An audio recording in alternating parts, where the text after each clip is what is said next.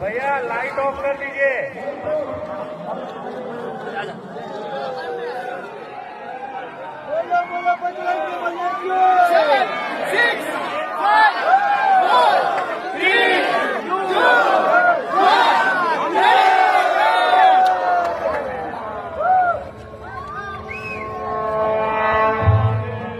సర్వ మానవాళికి రక్షకుడు, మనకు కొండంత అండగా నిలిచేవాడు.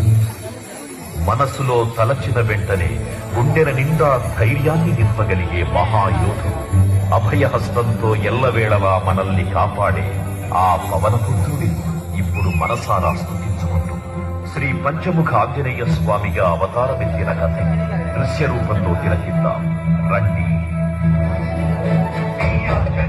ప్రసన్నాంజనేయం ప్రభానిత్యగాయం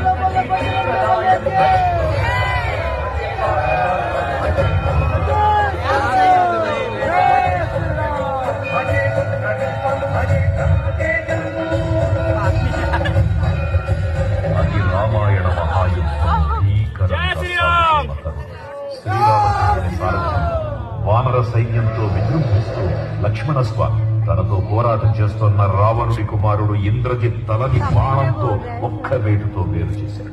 ఇంద్రజిత్ మరణ వార్త విన్న రావణుడు ఆవేశంతో ఊగిపోయాడు. ప్రతీకారం కోసం పాతాళ లోకాధిపతి తన సోదరుడు అయినటువంటి మహిరావణుడి సహకారం కోరాడు.